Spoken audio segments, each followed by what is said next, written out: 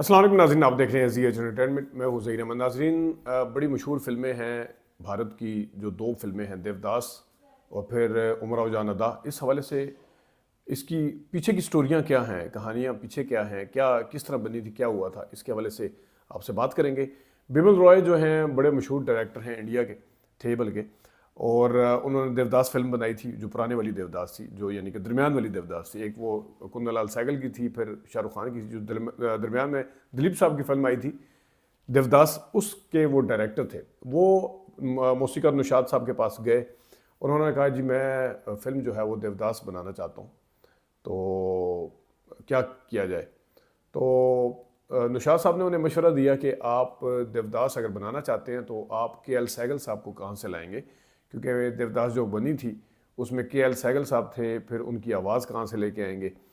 तो उन्होंने कहा जी देखते हैं, मतलब कुछ करते हैं। इनके पास वो आइडिया लेके आए, तो इन्होंने उनको आइडिया दिया कि आप इस तरह करें कि देवदास बनाए नहीं, लेकिन ट्रैक जो हैं, गाने जो हैं, वो पुराने शामिल किए जाएँ उनको। तो उन्होंने कहा पुराने ट्रैक तो सारे ख़राब हो चुके हैं, वो कैसे बीच में डाले जा सकते हैं। तो इन्होंने बताया कि एक्सपर्ट हैं, वो उसको ठीक कर देंगे। तो लेकिन मेरा मशवरा यही है कि आप इसको पुराने ट्रैक के साथ जो है वो लेके जाएं, लेकिन उसको नया उसमें किया जा सकता है उसके साथ। उन्होंने खैर ये बात आई गई होगी, बाद में उन्होंने देवदास शुरू की। उसमें दिलीप साहब थे। फिर जो उसके जो गाने थे उसके लिए तलत महमूद साहब का इंतखाब हुआ। और जो वजंती माला थी, यानी कि उसमें चंद्रमुखी और जो पार्वती वगैरह, चंद्रमुखी के लिए ख़ास तौर पे, क्योंकि पार्वती का किरदार तो दूसरा किया था, चंद्रमुखी के लिए लता मंगेशकर की आवाज़ को चुना गया। तो बहरहाल वो फिल्म किसी न किसी तरीके से बनी। बड़े डायरेक्टर थे, बड़ी उसके साथ बनाई गई थी, लेकिन वो फिल्म जो थी वो उस तरह से कामयाबी ना समेट सकी जिस तरह उसके बारे में कहा जाता था या ख्याल किया जा रहा था, तवक्को की जा रही थी कि ये फिल्म जो बड़ी कामयाबी समेटेगी, लेकिन वो उस तरह से कामयाब नहीं हो सकी।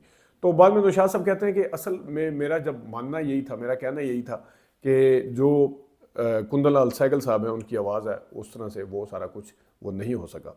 तो दिलीप कुमार साहब की फिल्म, नो डाउट के दिलीप कुमार साहब की फिल्मों के जो तीनों फिल्म के देवदास के तीनों करैक्टर, चंद्रमुखी, पार्वती और ख़ुद देवदास जो था, उन्होंने बड़ा शानदार काम किया था। लेकिन बहरहाल वो फिल्म उस तरह से कामयाबियाँ नहीं समेट सकी। और ये संजय लीला भंसाली को और शाहरुख खान को फिर क्रेडिट जाता है इस सदी के शुरू में, यानी कि ये वाली जब सदी 2000 या 2001-2 में फिल्म आई थी देवदास। तो वो फिल्म जो थी वो बड़ी सराही गई, उसको बड़ा सराहा गया और बड़ा चैलेंज था। लेकिन संजय लीला भंसाली ने एक तो उसके सेट बड़े वसी पैमाने पर लगाए, उसकी प्रोडक्शन क्वालिटी बड़ी हाई थी, और फिर ज़ाहिर है प्रोडक्शन जितनी मर्जी अच्छी हो, उसमें उस मुकाबले का काम ना हो जिस तरह के एल सहगल ने या दिलीप कुमार ने किया था, तो वो फिर फिल्म नहीं कहलाती। तो इसी तरह शाहरुख खान साहब ने, फिर ऐश्वर्या राय ने, फिर माधुरी ने अपने अपने ने अपने अपने किरदार बड़े ज़बरदस्त और जानदार तरीके से निभाए। ना सिर्फ ये था, बल्कि खुद दिलीप कुमार साहब ने शाहरुख खान साहब की बड़ी तारीफ़ भी की थी कि देवदास में उन्होंने बड़ा अच्छा काम किया। शाहरुख खान साहब को भी इसका क्रेडिट जाता है, और उसका क्रेडिट जो है वो संजय लीला भंसाली साहब को भी जाता है। एक और फिल्म थी उमराव जान अदा, मुजफ्फर अली उसके डायरेक्टर थे। जो रेखा की फिल्म थी उमराव जान, तो उसमें उमराव जान थी, बल्कि उमराव जान अदा तो हमारी थी, उमराव जान।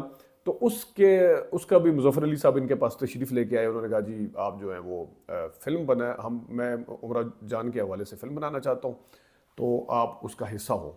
नौशाद साहब को कहा उन्होंने। तो उन्होंने कहा जी ठीक है। तो लेकिन साथ ही जो मुजफ्फर अली साहब थे, उन्होंने कह दिया कि फ़िल्म जो है वो उसका बजट कोई इतना नहीं होगा। तो उन्होंने कहा, पूछा उन्होंने नौशाद साहब ने कि कितना बजट होगा, क्या मतलब है उसमें। उन्होंने कहा जी 15 से 20 लाख का बजट हमने रखा है, और कोशिश ये करेंगे कि इसको 15 लाख के अंदर ही मुकम्मल किया जाए। तो उन्होंने कहा जी फिर मौसीकी के लिए आपने कितना बजट रखा है। नौशाद साहब खुद जो थे वो पैसे का ना तो इतना ख्याल करते थे, कई जगह पे उन्होंने पैसे छोड़ दिए, कई जगह उन्हें दिए नहीं गए, कई जगह उन्होंने लिए नहीं, वो नहीं करते थे। लेकिन जो उनके साजिंदे होते थे या जो उनके साथ हेल्पर होते थे, उस हवाले से वो ज़रूर ख्याल करते थे कि वो मौसीकी को, ताकि फ़िल्म की जो मौसीकी की जो क्वालिटी है वो बरकरार रहे, अपने तय तक वो मुआवजा जो है वो कर देते थे। तो उन्होंने कहा जी इस तरह तो मौसीकी के लिए आपने बजट अलग नहीं रखा। ज़ाहिर है उनका फिर ख्याल था, कहते हैं जी आप एक पीरियड फिल्म बना रहे हैं, पुराने दौर दिखाना है उसमें, और एक उसमें के अंदर मैंने वो ज़ाहिर लखनऊ जाना पड़ेगा, और वहाँ पे मरसिया ख़्वानी, फिर जो उसके दूसरी चीज़ें थी उसके अंदर ठुमरी लेके आनी पड़ेगी, उसके अंदर मुजरे जो उस ज़माने के हिसाब से थे उसका ख्याल रखना पड़ेगा।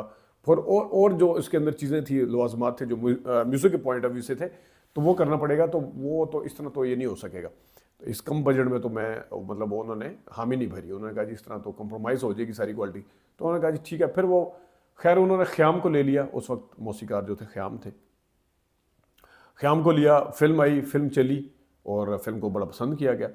तो फिर नौशाद साहब बताते हैं कि एक दफ़ा किसी खाने में वो मौजूद थे। उस ज़माने में नेशनल अवार्ड मिला था ख़याम को इसी फिल्म के हवाले से, और एक और मतलब ख़ुद इन्हें भी मिला था नौशाद साहब को किसी और फिल्म पे, लेकिन उन्हें मिला। तो एक खाने पे मौजूद है, तो उन्होंने फिर बातों बातों में बताया उन्हें नौशाद साहब को कि जो बजट जो था, क्योंकि उससे पहले नौशाद साहब प्रिडिक्ट कर चुके थे मुज़फ़्फ़र अली के आगे कि आप जो बजट लेके आ रहे हैं इससे डबल बजट लगेगा, तब आपकी फिल्म जाके कंप्लीट होगी।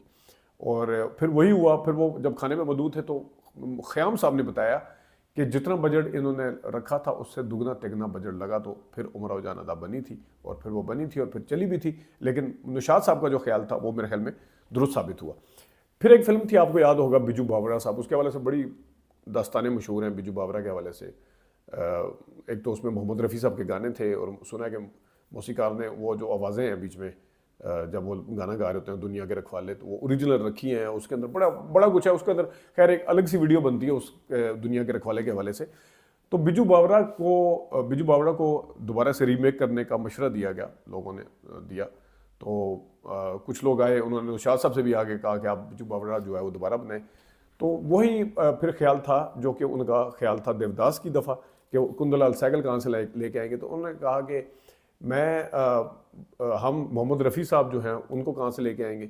और फिर उन्होंने ये कहा कि जो भारत भूषण थे उनको कहाँ से लेके आएंगे, जो उसके मरकज़ी किरदार थे, लीड किरदार थे, वो उनको कहाँ से लेके आएंगे, क्योंकि वही उसकी जान थे। फिर उन्होंने इस आइडिया को पसंद किया। उन्होंने कहा कि मैं इस तरह करता हूँ कि जो पुराने वाले जो म्यूज़िक था उसको नए उसमें कन्वर्ट करता हूँ। उसके अंदर कुछ चीज़ें, आवाज़ों के अंदर कुछ साज वगैरह कुछ उसको ऐड किया जा सकता है। तो उसको नए पैमाने पे होंगे वही वाले गाने, लेकिन उसको जदीद उसके तकाज़ों के तहत जो है ढाल के उसको फिल्म का हिस्सा बनाया जा सकता है। लेकिन ज़ाहिर है वो फिर वो आइडिया किसी का या तो समझ में नहीं आया, या फिर इनके साथ किसी ने आगे कोई इत्फाक नहीं किया। तो इस हवाले से ये चीज़ें जो थी, माजी की जो 3 फिल्में थी, हम इस तरह के जो किस्से हैं और भी आपके लिए लेके आते रहेंगे। लेकिन ज़ाहिर है आज भी लोग देवदास देखते हैं, दिलीप कुमार साहब वाली, अगरचे शाहरुख खान वाली आ गई थी। आज भी लोग उमराव जान देखते हैं, अगरचे बाद में वहाँ पे अभिषेक बच्चन की बनी, हालांकि पाकिस्तान में पहले बन गई थी। इसका हमने कंपैरिजन भी किया हुआ है कि दोनों फिल्मों में कहाँ कहाँ किसकी खूबी थी, ये कंपैरिजन हमने किया, वीडियो पड़ी भी होगी। लेकिन ये कुछ चीज़ें थी। फिर उनके पास एक दफ़ा एक आइडिया और भी आया था। शेख मुख्तार मरूम जो थे वो लेके आए आइडिया के नूर जहाँ फिल्म जो बनाते हैं।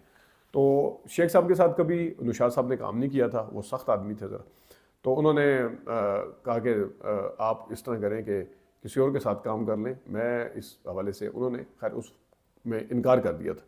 ये एक फ़िल्म थी। और एक और फिल्म आई थी जिसमें अगेन उनके पास एक मशवरा आया कि जनाब साहब इसके काम किया जाए। संगीत सजनी अकबरुद्दीन इस तरह कोई नाम था उसका, कुछ इस तरह का कोई नाम था। खैर वो फिल्म आई, वो इनकार कर दिया था, क्योंकि उसमें भी उनकी जो डिमांड थी मौसीकी के हवाले से वो पूरी नहीं हो रही थी। तो उसमें भी फिर किसी और को रखा गया था नौशाद साहब की जगह। तो नौशाद साहब ने खैर ये पहले ये कह के इनकार किया था कि उसमें क्योंकि जो दूसरे मौसीकार थे राजेश रोशन साहब, उनकी दोस्ती बहुत थी, और इनके आपस के बेटों की भी दोस्ती थी। वो उनके बेटे को अपना बेटा समझते थे। उन्होंने कहा था कि एक मौसीकार जब फिल्म कर रहा हो तो मेरा असूल नहीं है कि मैं वो फिल्म लूँ। आपको जब कभी दोबारा फिल्म करनी होगी तो आप शुरू से मुझे रखिएगा। वो फिल्म अगर राजेश रोशन साहब नहीं कर रहे तो मैं भी नहीं कर सकता, मैं उनसे फिल्म ले नहीं सकता। अगर वो आप उनसे नहीं करवाना चाहते, ये ज़्यादती है उनके साथ। तो ये तो नौशाद साहब क्या बात थी उनकी, उसूल के बड़े पाबंद थे। उन्होंने कई फिल्में इस तरह छोड़ी जब दरमियान में उन्हें किसी ने ऑफ़र की कि फ़लाँ मौसीकार हमें तंग कर रहा है, आप फिल्म आगे कर लें। तो खैर लता साहिबा भी उस टाइम सिफारिश लेके आई उस फिल्म के लिए, लेकिन उन्होंने नहीं की थी। बाद में पता चला कि लता साहिबा के जो भाई थे उन्होंने उसकी मौसीकी तरतीब दी थी। वो फिल्म खैर इतनी चल नहीं सकी थी, वो ऐसी बस चलेगी फिर। तो ये कुछ चीज़ें थी जो आपसे डिस्कस करनी थी, जो आपको बतानी थी, दिलचस्प चीज़ें थी। अपना ख्याल रखिएगा। अभी तक लिए इजाज़त दीजिए। अल्लाह हाफ़िज़।